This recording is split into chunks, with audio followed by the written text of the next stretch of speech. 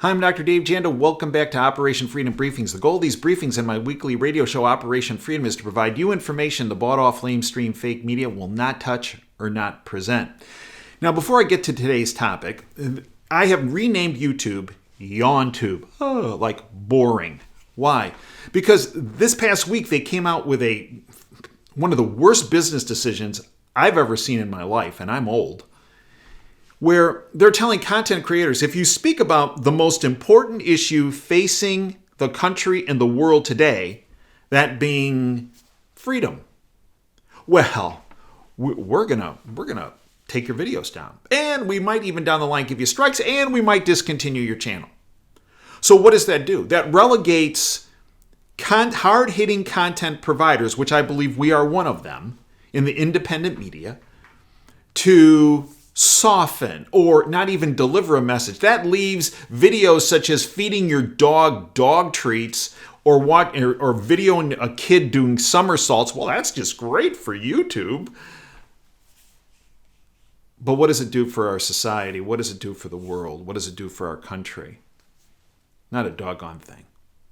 And that's where we are. So what we are doing is the hard-hitting, deep analysis. Obviously, we have on our subscription platform. But what I usually do here on YouTube, I am moving over to Rumble, rumble.com. And when R-U-M-B-L-E, rumble.com, I'll have the link in the pinned comment, the top pinned comment underneath this video of where the link is. Now, why don't I put in the description section? Because if you do, you're probably going to be penalized as well. I mean, this is the censorship level. I mean, this is East Germany at this point. And hopefully the wall's going to come falling down here pretty soon. Hopefully with the release of this report from DNI, Department of National Intelligence head Radcliffe, this coming Friday. But that's not an issue we can discuss here because, we got to talk about dog treats. So we're going to have the link, rumble.com. And then when you go there, you type in Operation Freedom Channel. And that's where we're putting the harder hitting videos because YouTube has now said that's not going to happen. Excuse me, YawnTube. Okay, a couple quotes to start this fine day off. From Teddy Roosevelt, quote, "Behind the ostensible government sits enthroned an invisible government owing no allegiance and acknowledging no responsibility to the people." Imagine that. "To destroy this invisible government, to befoul this unholy alliance between corrupt business and corrupt politics is the first task of the statesmanship of today," end quote. He made that statement in 1906. And this is what we see Donald Trump been doing for the past 4 years, which is why the deep state and their puppets, by the way, these deep state puppets, totalitarians, they just don't have a D after their name. Many of them, most of them actually, in addition, have an R after their name. As I said, one political party, the Republicans, owned and operated by a criminal syndicate, the deep state, the New World Order crowd, the criminal international banking syndicate, whatever you want to call it. And finally, even people outside that window in the People's Republic of Ann Arbor have said, Dave, I thought this was all conspiracy theory, what you've been talking about for 10 years on your radio show about one party. But you know what? You were right. I mean, just look what's happening even out there. I mean, Moscow on the Huron River, Ann Arbor, right? People are, it's been said 30% of people that have a D after their name who voted for, the demented Biden, basement Joe Biden. They even say, well, we don't think the election was fair and straightforward and honest. 30%. Let me tell you something. Based on what's happening out there in the People's Republic of Ann Arbor, 30% is a low ball number. Low ball. Because people see it. And now, we just had a decision in Antrim County, which I can't talk about because, that's pushing the envelope, Dave. Talk about your dog and the treats that your dog's going to get. Antrim County, just a judge. Finally, we finally have a judge that believes in the rule of law. Said, you know what? Even though all these state officials want these results, these forensic analysis of those machines, that were used on November 3rd. See, I can't say the E word or the V word, but I can say November 3rd. All those machines that were used on November 3rd, well, the audit that has been done, well, the results can be released. And if you want an indication of what those are, we got this interview underneath the wire before they put in these new rules at OnTube with Patrick Byrne. Patrick Byrne, IT guru. It's still up on YouTube, but I also have it up on Rumble, by the way, and on my website, davejanda.com. So when all else fails, davejanda.com. We have the General Flynn interview, the Patrick Byrne interview, but Patrick Byrne had an IT team, forensic team that actually went up into Antrim County and did the forensics. And Patrick, in that interview we released last week, that was initially on the subscription platform, discusses hints at what the results show. And believe me, it's big. It's huge. This is something the deep state and their puppets have panicked about. This is why the Secretary of State here in Michigan, she, along with, the Attorney General, Nissel, and the Governor Whitmer, Gretsch the Grinch, pertinent this time of year, they've tried to suppress this information from coming out. And the reason is not because it benefits their guy or their movement, their totalitarian movement. It's because it shows the fraud.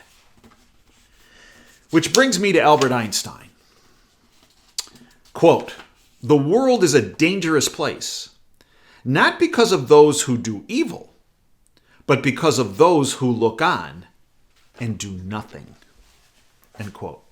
And we are pushing the envelope and have been for many years and will continue to do so. Which brings me to the topic of today. That CIA front organization called Facebook. Yeah, with their CIA cutout little tool, Mark Zuckerberg. The title of today, Zuckerberg, the Center, and the Scam. From the Epoch Times, Zuckerberg-funded group comes into spotlight in what happened, I can't say the E word, what happened on November 3rd, related court cases. Maybe we'll try to say the word and see what happens. A group that received hundreds of millions of dollars from Facebook CEO Mike Zuckerberg and his wife, last name by the name of Chan. She grew up in the United States, but her parents came from China. Imagine that. Is accused in post-election lawsuits of contributing to constitutional violations in key battleground states. Oh, let's go on. The Center for Tech and Civic Life, a national nonprofit based in Illinois. I'm not sure how they can be a nonprofit and be involved in what happened on November 3rd, right? Political influence. Provided funding, this center, that Zuckerberg funded, to over 2,500 election offices across the country to run elections amid the COVID-19 pandemic. Funds were used. What did they use those funds for? To pay poll workers, put up ballot drop boxes, and acquire mail-in ballot equipment and supplies. It gets worse. We'll get to that in a minute. More than $6 million was doled out to officials in Fulton County, Georgia. I wonder why they had problems there. Yeah. And to 5 cities in Wisconsin. Wonder why they had problems there, huh? According to the lawsuits. The money was sent through agreements that had municipalities run elections in contravention to state law. In other words, you get this money as long as you don't follow the state laws as it relates to what people do on such days as November 3rd. Let's use the E word. Elections. I wonder if that's going to get me banned. Wow.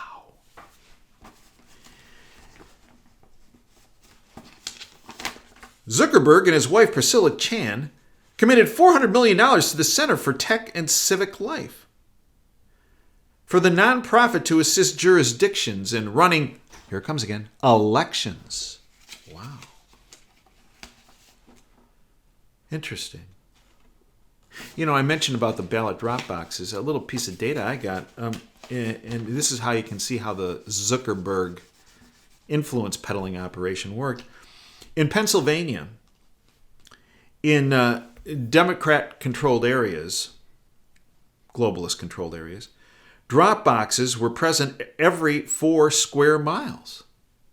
But in non-globalist deep state areas of voters, such as which are Trump-rich areas, drop boxes were present every 1,159 square miles. That's what 400 million will get you. Right? The agreements between the center and tech life and civic life and cities, listen to this, required cities to develop a plan for their elections and submit it to the center. In other words, show us how you're going to steal this. And if we don't like it, we're going to modify it. And if we really don't like it, we're going to take your money back. Yeah, we're not going to give you the money we gave you. We're going to take it back. We're going to claw it back. Oh. But it gets better.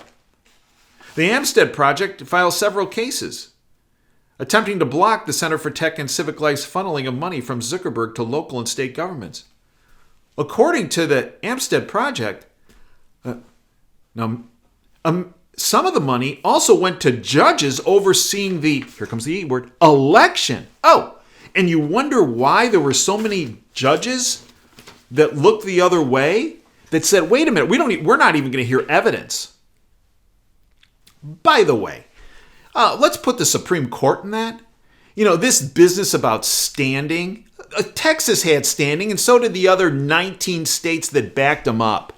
Every citizen who voted in a state where there weren't these, and it's not just Dominion, it's every company that makes these voting machines and their software, okay? It's all penetrable. All keys underneath the doormat on these. So it's not just Dominion. It's all of them.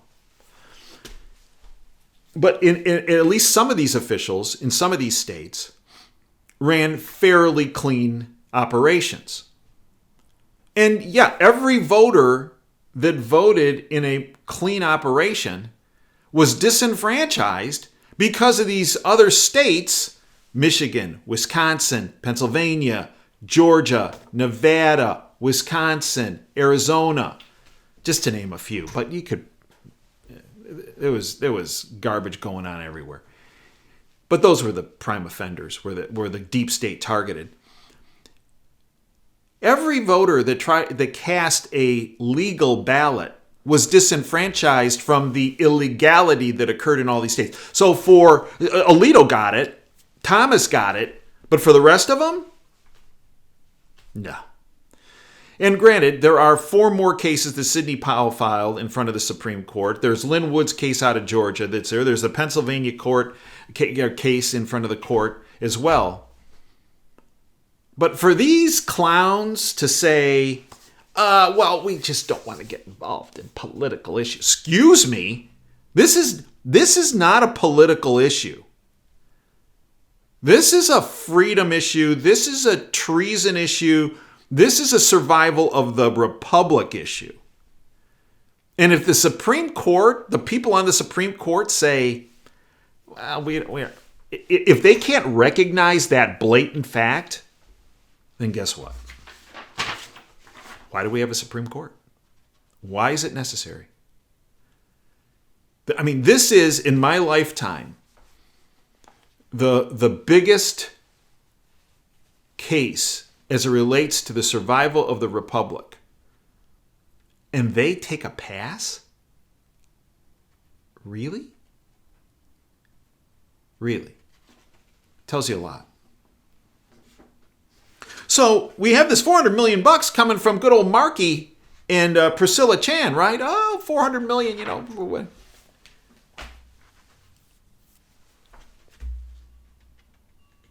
And then we get this. Facebook whistleblower exposes hate speech engineering group. You know, kind of like if you mention certain words here. Yeah, on YawnTube. Yeah, this hate speech engineering group at Facebook, guess what? Staffed with Chinese nationals, according to the New York Post. A new report via the New York Post reveals that at least half a dozen Chinese nationals are working with a social media company to develop complex algorithms and neural networks for censoring news feeds. Oh, Imagine that.